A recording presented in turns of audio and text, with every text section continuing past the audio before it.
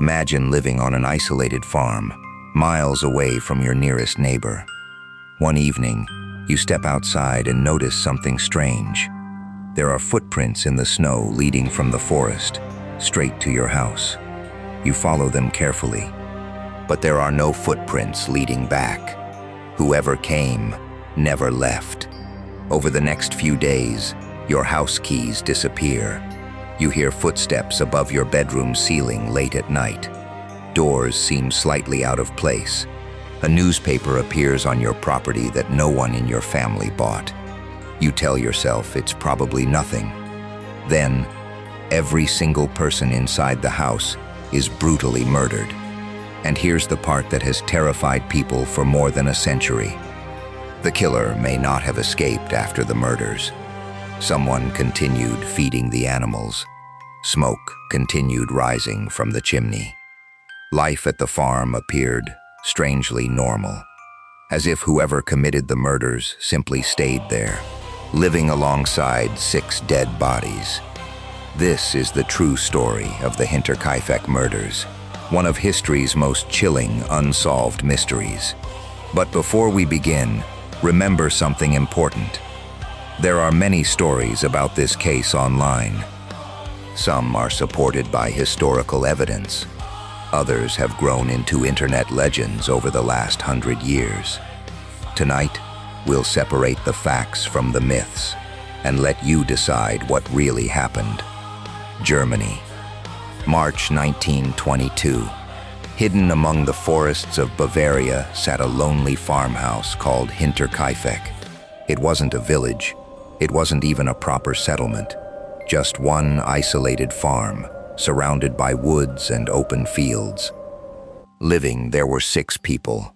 63-year-old Andreas Gruber, his wife, Cecilia, their widowed daughter, Victoria, her young daughter, also named Cecilia, her 2-year-old son, Josef, and Maria Baumgartner, the family's new maid, who had only arrived on the very day the murders are believed to have happened.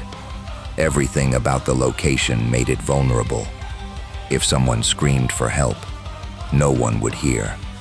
If someone approached through the forest, they could remain unseen. And according to reports, something unusual had already begun happening before anyone died. One day, Andreas noticed footprints in the snow. They came from the forest. They led directly to the farmhouse, but they never went back. This detail appears in many historical accounts. It is one of the strongest documented reasons investigators believed someone may have been watching the farm before the murders. But this is where the internet often adds its own version. Many videos claim investigators proved the killer secretly lived in the attic for weeks. That isn't true. No evidence ever proved someone was living in the attic. What is documented is that strange noises were reportedly heard above the living quarters, and the family's former maid had previously left because she believed the house was haunted. Haunted, maybe. Or perhaps someone was already inside. Around the same time, Andreas reportedly discovered that a set of house keys had disappeared. A newspaper appeared on the property that nobody remembered buying. Small things, the kind of things people ignore until it's too late. Then came the night of March 31st. What happened next remains one of the greatest mysteries in criminal history. Investigators believe the killer somehow managed to lure 4 members of the family into the barn. Not all at once, likely one after another. Perhaps someone heard a noise. Perhaps an animal became restless. Perhaps someone called for help. Whatever happened, the victims entered individually, one by one, and one by one, they never came back out. Each was attacked with a heavy farming tool known as a mattock. The violence was swift, brutal, and deeply personal. After killing the 4 adults and older child in the barn, the attacker entered the house. The maid was killed in her bedroom. Little Josef was murdered where he slept. 6 victims, No survivors. Now here's where this case becomes even stranger. The bodies weren't discovered immediately. Nearly 4 days passed. During that time, neighbors noticed smoke rising from the farmhouse chimney. The livestock had been fed. Someone appeared to be caring for the animals. Bread had reportedly been eaten. The farm did not appear abandoned.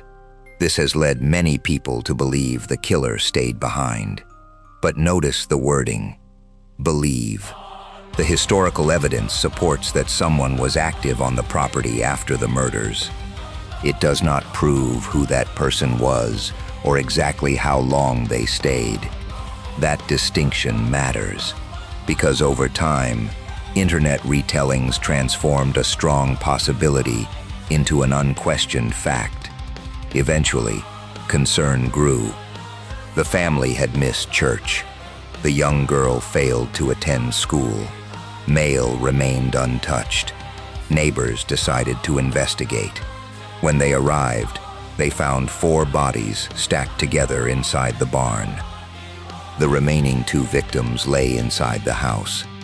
By today's standards, investigators would immediately secure the crime scene. In 1922, that didn't happen. Neighbors entered freely. People walked around. Objects were moved. Evidence was disturbed. Potential fingerprints were lost.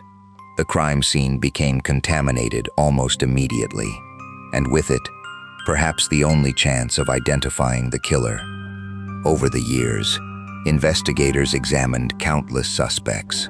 One name appears more often than any other: Lorenz Schlittenbauer. He had previously been involved with Victoria.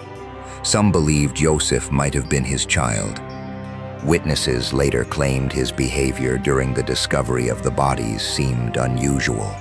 He reportedly moved confidently around the property. Some even thought he acted as though he already knew where to look. Suspicious? Perhaps. Proof? No. No evidence ever linked him conclusively to the murders. Then there's another theory. Some believed Victoria's husband, Carl Gabriel, hadn't actually died during the First World War.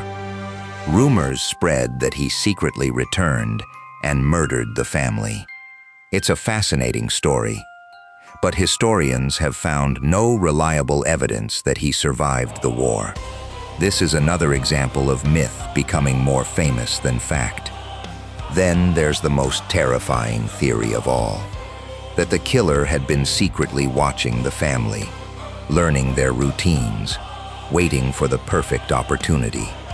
Could that explain the footprints, the missing keys, the attic noises? Maybe. Or maybe each strange event had an ordinary explanation, and only after the murders did people begin connecting unrelated details. Our minds naturally search for patterns after tragedy. It's part of being human. Another disturbing fact often forgotten is that the Gruber family carried painful secrets of their own. Years before the murders, Andreas Gruber and his daughter Victoria had been convicted in court for an incestuous relationship. This created family tensions and possible motives involving inheritance, shame, and paternity. Unlike many online stories, this isn't speculation. It is part of the documented history of the family.